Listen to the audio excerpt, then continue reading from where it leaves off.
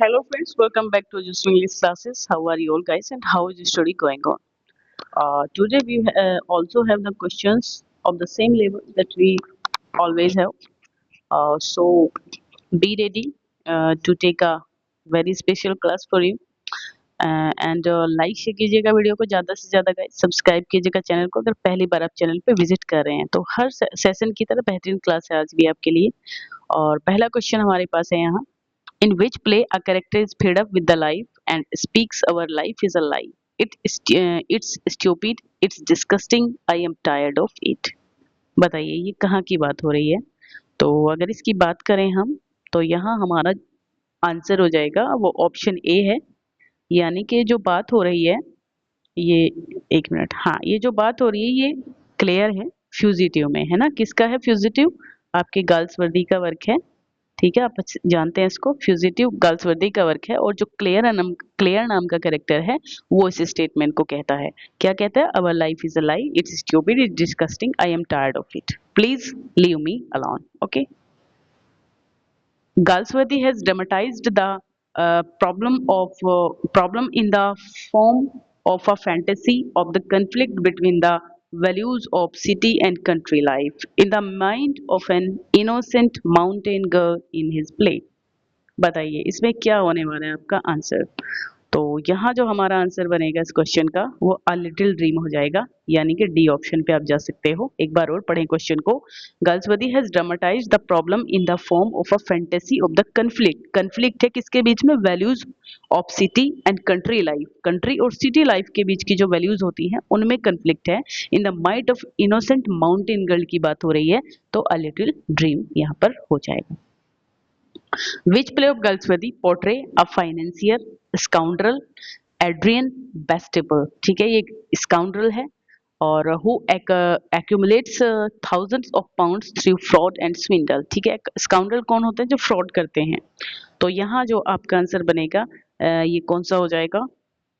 ये फॉरेस्ट हो जाएगा, द फॉरेस्ट में आपको ये मिलता है। Galsworthy's intention in this play, bringing the culprit to book, is well discerned। इस प्ले की जो बात हो रही है इसमें जो इंटेंशन है उसकी वो क्या है? culprit to look is well discerned from his creation of the character of Tregi. His purpose is to expose villainy and selfishness in the world of finance, business and politics। ठीक है, therefore he has introduced the character of Tregi, who knows that none of the four restable baton, ये क्या है भाई? Literally जो भी इनका नाम है स्टैंड फॉर, थोड़ा बोला नहीं जा रहा, is genuinely inspired by humanitarian zeal when they decide upon the slave trade expedition। तो क्या आपका आंसर होगा इसमें? तो इस पे आप जा सकते हो, फॉरेस्ट पे ही जाइए और कोई सा ऑप्शन नहीं है, तो फॉरेस्ट पे हम जाएंगे। Galsworthy portrays loyal and devoted wives. कौन है भाई? Loyal and devoted wives through the characters of Enid Underwood. तो एनिड अंडरवुड नाम का कैरेक्टर है एंड एनी रॉबर्ट्स, दो कैरेक्टर आपको इसमें मिलते हैं। तो यहाँ बात स्ट्राइफ की हो रही है। अंडरवुड देखते ही आपको समझ जाना चाहिए स्ट्राइफ इनका आया था भाई 1909 में आया था, 1909 में। तो ये जो है गर्ल्सवर्दी का एक पोर्ट्रेट लॉयल और डिवोटेड वाइब्स है। ये कौन है? Annie Underwood and Annie Roberts. Roberts की वाइफ है जो लेबर का जो वहां पे रहता है। ठीक है, Catherine is a more ignoble wife. She deserts her husband, Stephen Moore, when he is in a crisis, but then she does so not because she does not love him, because by opposing public opinion, he invites trouble to the family instead of standing by her husband in his fight for his principles and ideals. She joins the which यहाँ पे आपका fill up है, joins the which hounds him cruelty to the last and kills him. The name of the Galsworthy's plays only can complete its story। तो कौन सा play आपका इसमें हम पुट कर सकते हैं? यस, तो ये हो जाएगा आपका मॉब, द मॉब। एक बार और पढ़ लेना क्वेश्चन को अगर क्लियर नहीं हुआ आपको। Wordsworth spend the summer and autumn of 1790 on a walking tour in France, है ना? क्या कह रहा है? Wordsworth spend the summer and autumn of 1790 on a walking tour in France, Switzerland and Alps, Italy and Germany, which is described in. बताइए किसमें ये चीज डिस्क्राइब की गई है? तो ये डिस्क्रिप्टिव स्केचेस में डी ऑप्शन आपका बिल्कुल करेक्ट है। ये आपकी शायद 18 इनकी आई थी, सॉरी 1793 में आई थी डिस्क्रिप्ट, 1793 में आई थी डिस्क्रिप्टिव स्केचेस। ठीक है, चलिए। Who thought of marrying Annette, but that ran out of money, and his uncles refused to provide him with money for his residence abroad. In harsh necessity, he returned to England in December 1792. ठीक है, Annette है यहाँ पर। और कौन करता है, तो यहाँ जो बात कर एनेट वेलन है ना, इस नाम से आप भली भांति परिचित हैं, तो वर्ड्सवर्थ की ही बात हो रही है, एनेट वेलन। ठीक है, जो इनकी बेलवर्ड थी फ्रांस में, बट शादी इनकी नहीं हो पाई थी। वो मैरी हचिंसन थी वाइफ तो इनकी, और उनसे इनकी जो एनेट वेलन थी, उनसे इनकी बेटी भी थी, कैरोलाइन नाम था, कभी कभी पूछ लिया जाए तो आपको पता होना चाहिए, Caroline. At the age of 23 in January 1793, Wordsworth published two poems in the 18th century tradition, An Evening Walk and Descriptive Sketches, तो which established him as a poet, which established him as a poet। तो ये आपका हो जाएगा heroic couplet. किस में लिखी गई थी ये, देखिए इवनिंग वॉक और डिस्क्रिप्टिव स्केचेस दोनों ही आपकी किस में थी, हीरोइक कपलेट में थी, याद रखिएगा, ये क्वेश्चन अक्सर बनते रहते हैं। When England declared war against France in February 1793, the Wordsworth was separated for long from Annette and his child. His return to France was barred, and his personal communication with France cut off for 9 years. 9 साल तक वो कोई बात नहीं कर पाए फिर France के अंदर। अब Wordsworth did not conceal his hatred of king, regent and ministry, तो उनको बहुत गुस्सा आया, मतलब रिजेंट, किंग और मिनिस्ट्री सभी के खिलाफ जो इनकी नफरत थी वो छुपा नहीं पाए। तो these feelings are expressed in his prose, एक प्रोज वर्क में इनकी सारी फीलिंग्स यहाँ पर आई हैं। भाई अपनी बेटी से भी छड़ गए, अपनी जो बिलवर्ड थी उनसे भी छड़ गए, तो कौन सी पोएम की बात यहाँ पर हो रही है, तो ये जो आपका आंसर बनेगा पहला ही है, letter to the bishop of Llandaff, gulf and sorrow, तो यहाँ पहला ही ऑप्शन आपका करेक्ट हो जाएगा। Yes, As You Like It is a pastoral comedy by William Shakespeare, believed to have been written in and first published in 1623। तो ये तो first folio है, ठीक है, फर्स्ट फोलियो में पब्लिश हुई थी, लेकिन कब हुई थी, मतलब रिटन कब हुई थी फर्स्ट फोलियो, ये तो आप जान गए होंगे, फर्स्ट फोलियो आया था 1623 में, बट ये लिखी कब गई थी, तो 1599 में, पहला ही ऑप्शन करेक्ट है, एज यू लाइक इट 1599। तो कई बार आपको जो है 1601 भी आपको उसका देखने को मिल जाता है, तो 1-2 साल का आगे पीछे शेक्सपियर के ज्यादातर वर्क्स में चलता है।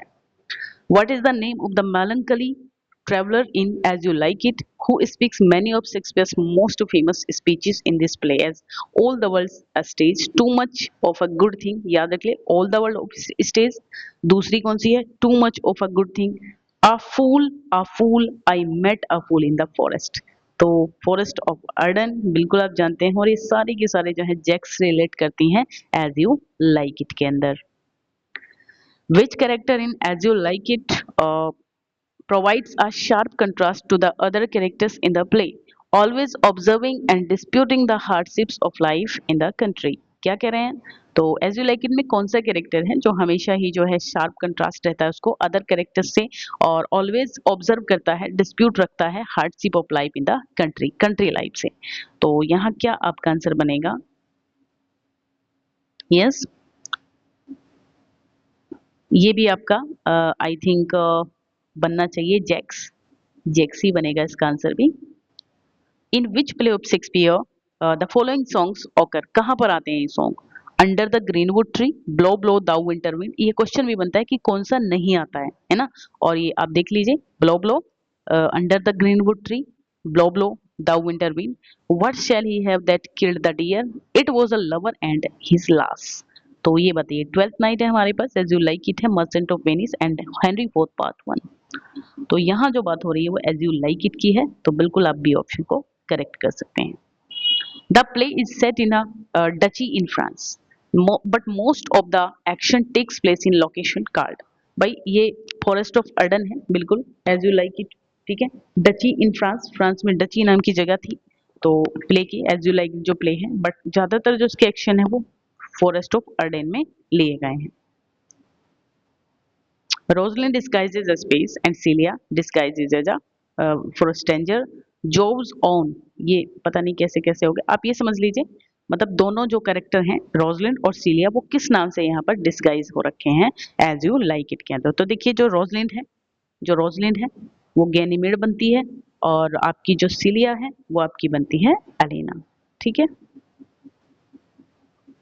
In this play Phebe refers to a famous line, Phebe भी एज यू लाइक इट का कैरेक्टर है और एक फेमस लाइन लिखता है, क्या है, who ever loved that loved not at first sight, मतलब पहली नजर में प्यार नहीं हुआ तो उसको क्या ही प्यार कहा जाएगा। तो taken from which published in 1598, publish हुआ था ये। और बताइए ये जो है, तो मैंने बताया था आपको अलग अलग डेट्स ये आती रहती हैं इनकी, तो इसमें कौन सा हो जाएगा, फीबे। अच्छा ये कहा जा रहा है कि जो फीबे नाम का कैरेक्टर था तो इसको जो है Phebe in this play, Phebe refers to a famous line, Phebe की एक फेमस लाइन थी, इस नाम से जो है 1598 में एक वर्क आया, मतलब ये लाइन ली है एक वर्क के अंदर, फीबे की line As you like It की। ठीक है। तो ये किसने ली है, तो ये मार्लो ने ली है अपने हीरो एंड लिएंडर में, इसको याद रखिएगा क्वेश्चन को बहुत अच्छे से। Which author complained that As You Like It is lacking in the high artistry of which Shakespeare was capable? Shakespeare wrote the play as a mere crowd pleaser and signaled his own middling opinion of the work by calling it As You Like It, as if the playwright did not agree. ये क्या हो जाएगा इसमें आपका, तो ये हो जाएगा जीबी शाह। ये जो स्टेटमेंट है ये जीबी शाह की है शेक्सपियर के बारे में, आप चाहें तो इसको एक बार और पढ़ सकते हो, अच्छे से पढ़ लीजिएगा। ठीक है। इसमें हाई आर्टिस्टरी की जो है लैकिंग है, ऐसा इन्होंने कहा था एज यू लाइक इट में। Who objected to the immortality of the characters and Touchstone's consent cloning in As You Like It? Who objected to the immortality of the characters and Touchstone's consent cloning in As You Like It? क्या होगा इसमें, तो ये हो जाएगा, ये जो कहा है टॉलस्टॉय की बात है कि इसने ऑब्जेक्ट किया है टॉलस्टॉय ने जो इमोरलिटी है कैरेक्टर्स की touchstone's consent clowning as you like it के अंदर, टॉलस्टॉय की बात है। इन द एपिलोग, एपिलोग जो है एज यू लाइक इट में, तो स्पोकन बाय किसके द्वारा बोला गया है ऑडियंस के सामने, सी स्टेट्स रादर एक्सप्लिसिटली दैट सी और at least the actor playing her is not a woman. तो यहाँ जो है रोजलिन ने बोला था, ये आप सभी जानते हैं, रोजलिन ने बोला था जो एपिलोग है एज यू लाइक इट का। एग्रीकल्चरल डिप्रेशंस और किस प्ले में आपको मिलता है, देखिए एक प्रोस्पेरो के द्वारा बोला जाता है जो लास्ट में जो बोला जाता है, तो वो प्रोस्पेरो ने बोला था द टेम्पेस्ट में है ना, और रोजलिन ने बोला था एज यू लाइक इट में, दो प्ले में आपको मिलता है epilogue. Agriculture depressions industrialisation and world war first left indelible mark on the economic life, किसकी इकोनॉमिक लाइफ के ऊपर इन चीजों ने बहुत ज्यादा असर किया है, एग्रीकल्चर डिप्रेशन और इंडस्ट्रियलाइजेशन और world war first.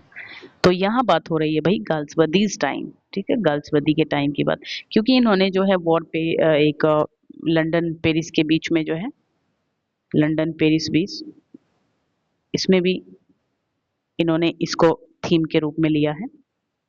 A line consisting of one metrical foot, a line, और मैं क्या बोल गई, सॉरी सॉरी गाइस, मैं क्या बोली क्या रही हूँ, मुझे खुद नहीं समझ आ रहा, मतलब क्या मतलब इसका लंदन पेरिस, मतलब इससे क्या मतलब है इनका, टेल ऑफ टू सिटीज, ये तो चार्ल्स डिकन्स का है ना, तो सॉरी गाइस कई बार मुंह से स्लिप हो जाती हैं चीजें।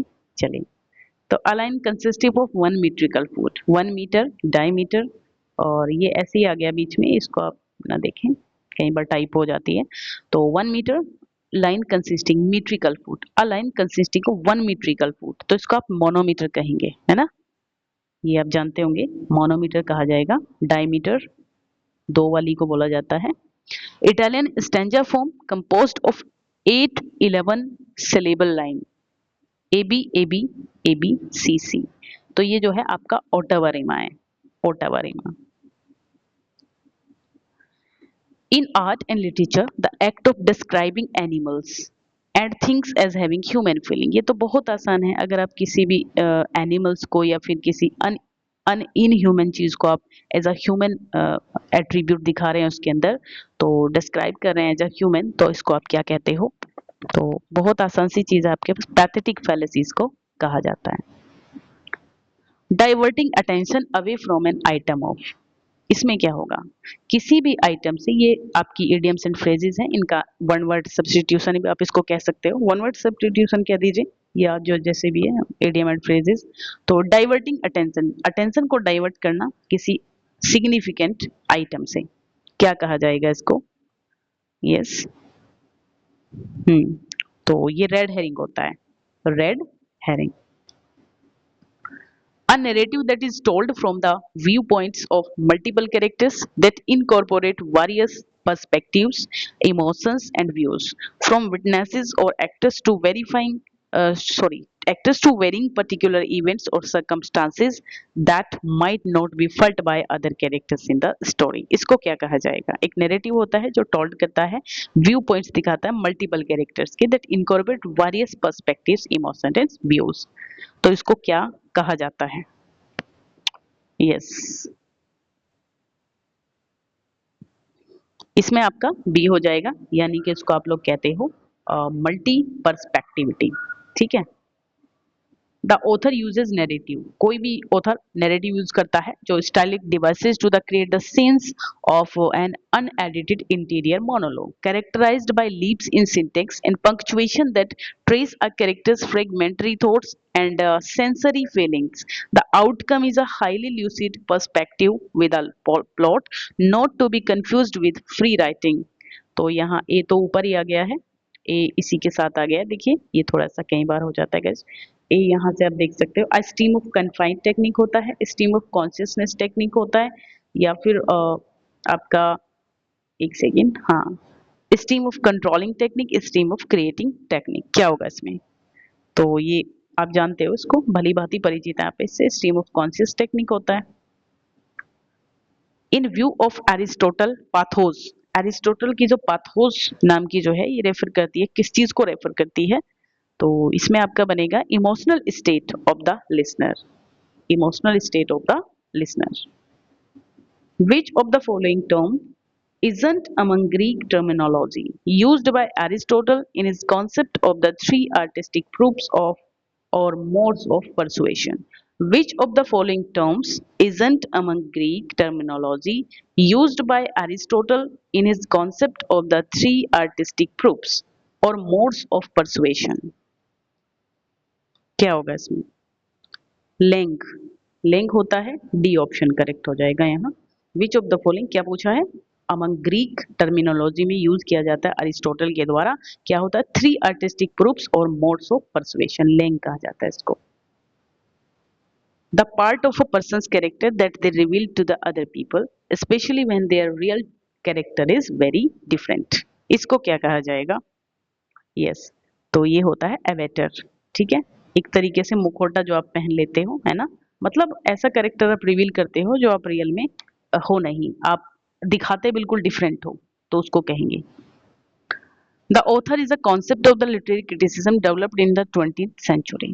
The author is a concept of literary criticism, इसको क्या कहा जाएगा? तो ये जो आपका आंसर होगा वो होगा इम्प्लाइड। ठीक है, चलिए गाइज, यही थे आज के क्वेश्चन, मिलेंगे नेक्स्ट वीडियो में, तब तक ले बाय बाय, टेक केयर, पढ़ते रहिए।